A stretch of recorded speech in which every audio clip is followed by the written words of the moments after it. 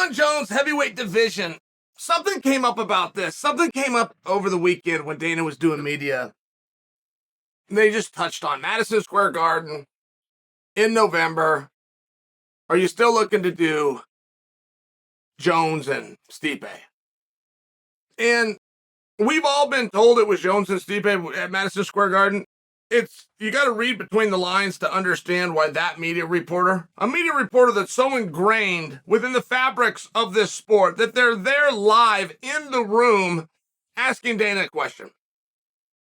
So he asks Dana, talk about a redundancy. We've already been told this. We were told this a week ago. You didn't get anything new out of it. You didn't say, well, I heard that they were changing the weight class. I heard that date was having an issue. I heard, right? Why did he ask the question? I don't know. I don't have that answer, but he asked it for a reason. I could begin to guess. Perhaps because of the rumors that Chandler and McGregor are getting moved to that date. Which means Jones and Stipe are coming off that date. And above everything else, if Jones and Stipe come off that date, they are not getting matched up somewhere else. But we didn't go that far. In fact, we got a really bizarre answer. And it's the second or third time we've been given that answer, which is, yeah, I think so. I think Jones is going to want to do that. 3 times so far. This is number 3. 3 times we have been told a yes on a Jones fight. And the reasoning, the backup, the caveat, the what for, is that we think that Jones would want to do that. And, right there you got to scratch your head and go, okay, so we're not getting the whole story here, because nowhere in the history of this company do we do things because Jones wants to do it. Ever. He's a straight-up pain in the ass that once upon a time called last week, took his ball and went home for 3 years. Like, we don't need to do anything here. We're not going to do anything here. Oh, by the way, you just revealed to us he doesn't even answer his telephone. So what is it, like Morse code? You call him 3 times and he sends you to voicemail 3 times, but he lets it ring wide. But how would you know what he wants to do? The whole thing was weird. And then once you even do find out what he wants to do, when it's the most favorable thing to him, to the guy that won't even answer his phone or show up in 3 years, that's the thing we're going to do. No, it's not. What? That whole thing was ridiculous. It was ridiculous. But the reporter asking it did it for good reason.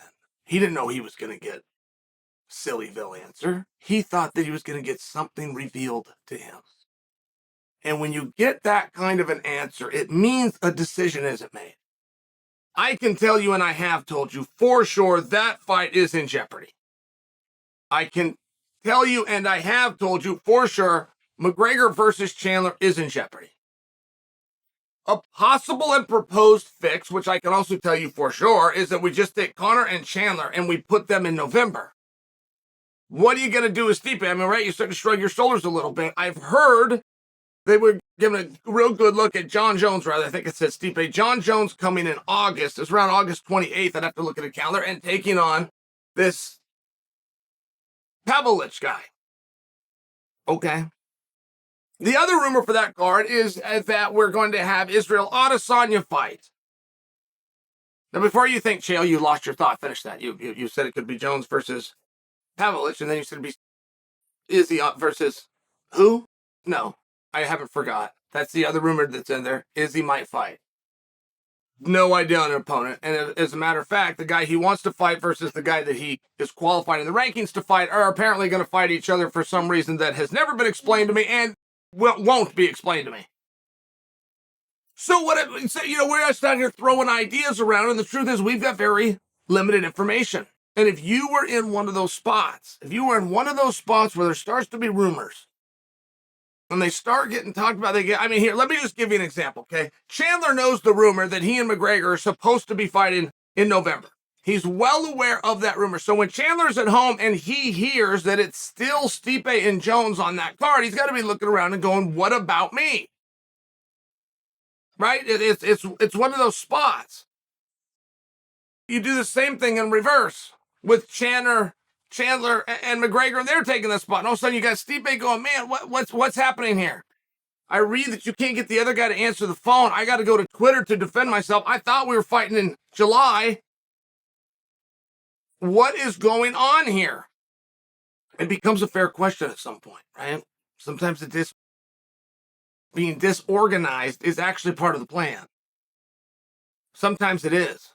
Sometimes come to the media, tell them what you want to do, waiting to hear till you get a resistance from God. Great, I got one resistance, I got 5 other yeses. Mr. Resistant, you're out.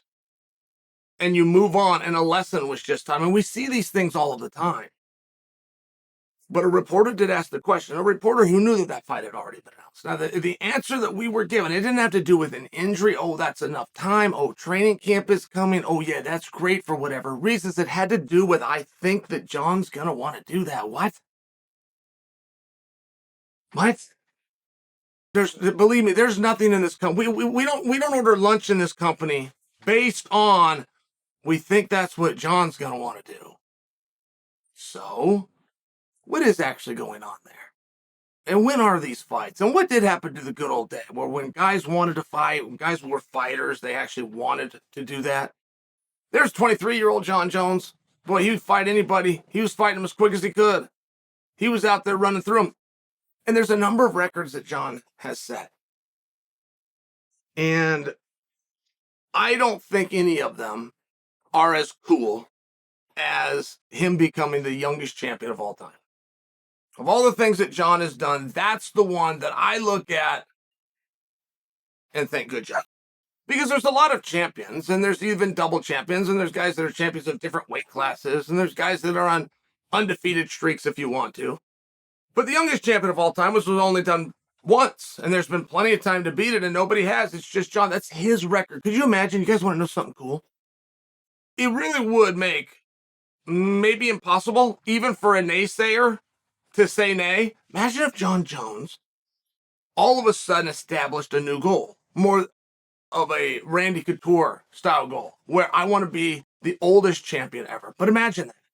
Imagine the same guy that is the youngest champion of all time. Imagine that same guy is the oldest champion of all time. Like, whatever happened in between, the A to Z, I think that would be the biggest accomplishment in the history of sport. And I realize that there's some time that still needs to go on to get there. But I'm not seeing the same thing that other people are talking about with Jon Jones. I'm not seeing a guy that wants out or is too old, who's already done too much, who's conquered his era and therefore is done. I've not seen that at all. I've seen a guy with the mentality of a wrestler, which means anybody that shows up, you take everybody on in the bracket, not just the guys you've known the longest or have been doing it the longest or closest to your age. You take on everybody. And there is a chance, right? When you have the greats, what do they tick to? The greats go to a beat of a different drum. And little goals like this matter a lot to guys like Jon. And just imagine if he did it. Imagine the youngest champion ever, also the oldest champion in history. It would be a phenomenal feat.